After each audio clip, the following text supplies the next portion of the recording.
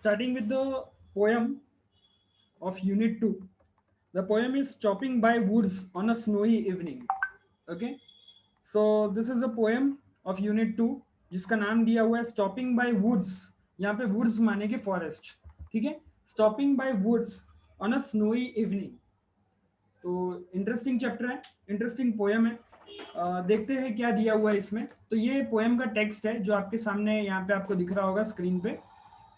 तो whose woods these are, I think I know. His woods is in the village thou. He will not see me stopping here to watch his woods fill up with snow. Okay, तो यहाँ पे एक जो speaker of the poem है, जो speaker है वो woods में, वुड्स माने के फॉरेस्ट, वो फॉरेस्ट में रुका हुआ है. ओके, और इसका कहना ये है कि मैं वो पर्सन को जानता हूँ जिसका ये फॉरेस्ट है, जिसका ये इलाका है, जिसका ये रीजन है, उसको मैं जानता हूँ. वो शायद एक विलेज के पास कहीं पे रहता है. He will not see me stopping here, और उसको शायद पता नहीं चलेगा कि मैं यहाँ पे आ चुका हूँ, मैं यहाँ पे पहुंच चुका हूँ. To watch his woods fill up with snow, क्योंकि ये जो इलाका है वो अक्का स्नो से भर गया हुआ है, स्नो फॉल हुआ है, और स्नो की वजह से अक्का जो फॉरेस्ट है वो अक्का फॉरेस्ट जो है वो भर गया हुआ है, और उसकी वजह से शायद वो यहाँ पे नहीं आएगा और मुझे देख नहीं पाएगा. My little horse must think it queer to stop without a farmhouse near, between the woods and frozen lake, the darkest evening of the year. तो यहाँ पे जो पोएट है वो इसको क्या बोलते हैं, it is the darkest evening of the year. सबसे ज्यादा डार्क इवनिंग होगी और सबसे ज्यादा ठंड यहाँ पे पड़ रही होगी. To stop without a farm house near, यहाँ पे कोई आजू बाजू में फार्म हाउस भी नहीं है. Between the woods and frozen lake, तो ये लोग अटक चुके हैं, ये लोग फंस चुके हैं बिटवीन द वुड्स, वुड्स मतलब फॉरेस्ट जहाँ पे हर जगह पे उनको पेड़ ही पेड़ दिख रहे हैं, और फ्रोजन लेक, एक लेक है जो अक्का बर्फ की गिरने के कारण अक्का फ्रोजन हो चुका है. He gives his harness bells a shake to ask if there is some mistake. The only other sounds the sweep of easy wind and dony flake. तो ये और ये इसका जो घोड़ा है, हॉर्स है, जिसपे पोएट जो है वो राइड करके आए हैं, उनके लिए दो ही चीज की आवाज आ रही है, बाकी सब सन्नाटा है. खाली एक इजी विंड, एक छोटी छोटी हवाएं चल रही है, और downy flake. The woods are lovely dark and deep, लेकिन जो घने जंगल है, अच्छे जंगल है, डार्क है और डीप है. But I promise to keep miles to go before I sleep. और ये यहाँ पे कहना चाहते हैं कि नींद आ जाए उससे पहले हमको बहुत और भी माइल्स हमको कवर करने हैं. And miles to go before I sleep. तो स्टूडेंट यहाँ पे जो स्लीप है it is related to death. Okay, उनकी डेथ हो जाए उससे पहले काफी माइल्स एक ट्रैवलर को ट्रैवल करने पड़ेंगे. The traveller needs to travel miles before they got get into the sleep. Okay, उनकी उनकी आंख लग जाए या उनकी डेथ हो जाए उससे पहले काफी माइल्स उनको ट्रैवल करने पड़ेंगे, ऐसा पोएट और अपने हॉर्स को बोल रहा है. ठीक है, इसका समरी हम लोग देख लेते हैं. The speaker of the poem is in the woods but he is trespassing. Okay, वो वुड्स में है लेकिन वो ट्रेस पासिंग है. ट्रेस पासिंग का मतलब क्या, कि उसका वो वुड नहीं है. ओके, वो ट्रेस पासिंग में है. राइट, ट्रेस पासिंग का मतलब होता है बिना बताए घुस जाना, किसी की प्रॉपर्टी में बिना बताए दखल देना.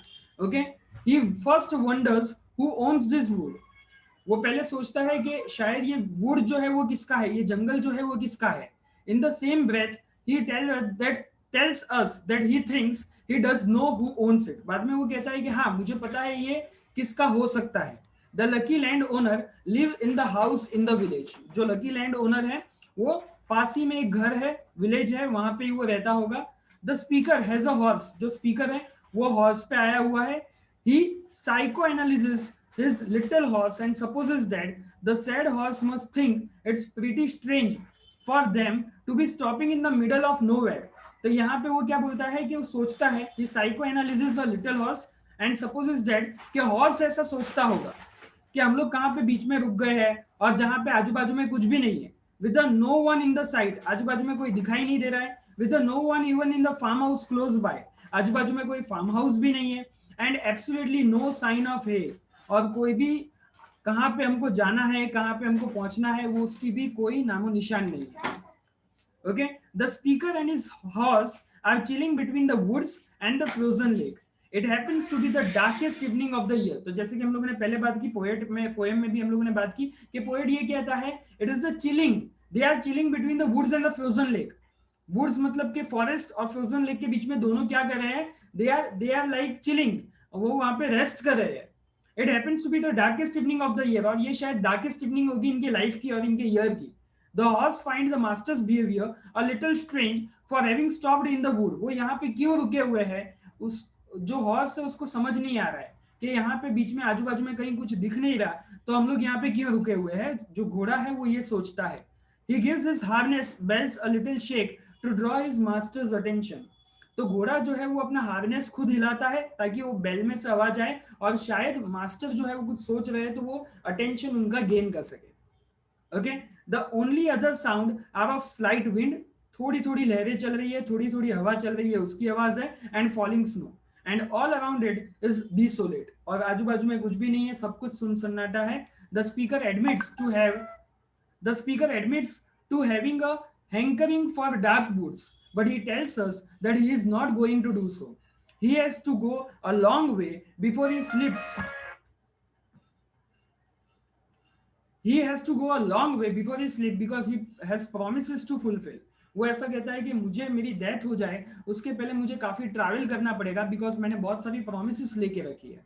Here the sleep stands for death, जैसे कि मैंने आपको बोला कि यहाँ पे स्लीप जो है इट एश्योर्स द डेथ, कि उनकी डेथ होने वाली है, उससे पहले काफी माइल उनको ट्रैवल करना है, काफी जगह पे उनको पहुंचना है, काफी जगह पे उनको जाना है। ओके, अब इसके कॉम्प्रिहेंशन या क्वेश्चन आंसर पार्ट को भी हम लोग देख लेते हैं।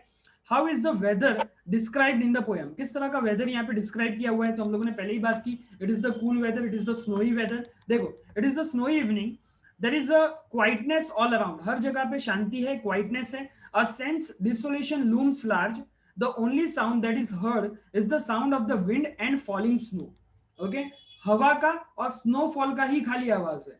The speaker of the poem is carried away by the beauty of the woods, तो they are carried away by the beauty of the woods, यानी उनको खाली वुड्स ही दिख रहे हैं, जो ब्यूटी है फॉरेस्ट की जो ब्यूटी है उसमें ही खाली वो लोग मंत्रमुग्ध हो गए हैं।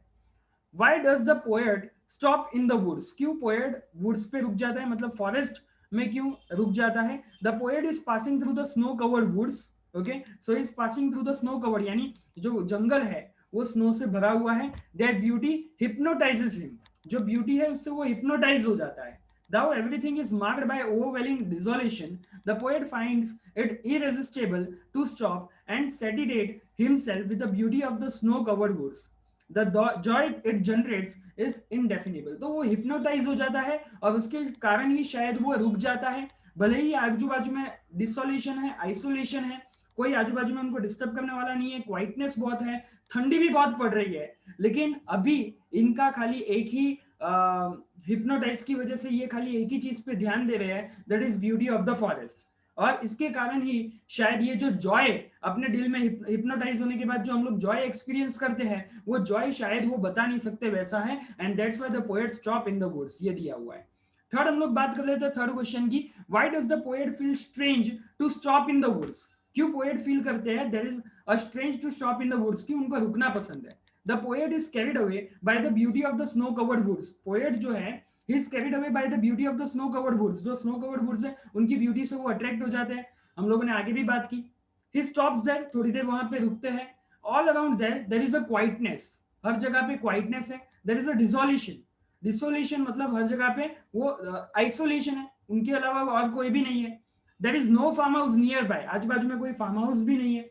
Okay, these are deterrent factors for anyone to stop, okay, शायद ही कोई वहां पे रुकेगा, और अगर ये क्वाइटनेस और ये काम फीलिंग के कारण शायद जिनको शांति चाहिए होगी वो तो डेफिनेटली वहां पे रुकेंगे। Hence a poet find it strange to stop in the woods, तो यहाँ पे मैंने बोला कि जैसे कि शायद ही कोई वहां पे रुकेगा, तो पोएट को भी ऐसा लगने लगता है कि मैं भी एक स्ट्रेंज फैक्टर प्रोड्यूस कर रहा हूँ यहाँ पे रुक के।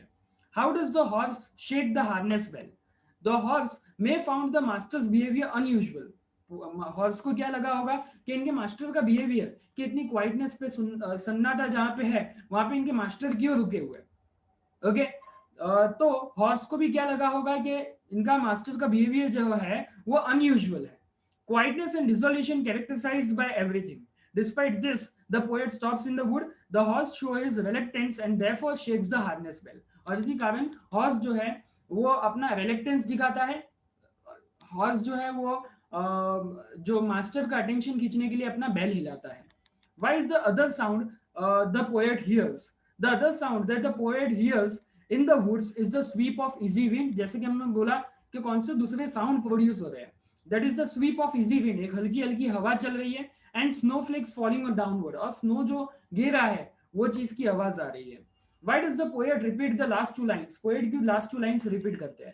The poet is carried away by the beauty of the snow-covered woods. Poet जो है he is carried away by the beauty of the snow-covered woods. The poet response is spontaneous. Poet का जो response है वो बहुत ही spontaneous है and overwhelming. Okay? तो poet का response spontaneous and overwhelming है. But the prudence prevailing upon the impulse, he regains his response and remembers the promises he has to fulfill before the earthly existence becomes a matter of obscurity. The repetition of the line reveals that the poet emphasis on the sense of enactment. The poet of the woods take a back seat. और इसके कारण poet of the wood it's a relaxed type of lesson. और poet बाद में क्या कहता है कि he is again bound to the earthly existence. Okay? वो एक तो पहले तो हिप्नोटाइज हो जाता है, ब्यूटी देख के हिप्नोटाइज आ जाता है, बाद में उसको याद आता है कि उसके भी कुछ रिलेशंस हैं, उसके भी कुछ उसने प्रोमिसेस दिए हुए हैं, तो वो जो ब्यूटी से वो कट हो जाता है और बाद में वापस से कहता है कि अब मेरे को बैक स्टेप लेना पड़ेगा और मैंने जो जो प्रोमिसेस लिए हुए हैं उसको मेरे को पहले फुलफिल करना पड़ेगा. So this is all about the poem number 1. In the next lecture we'll continue poem number 2.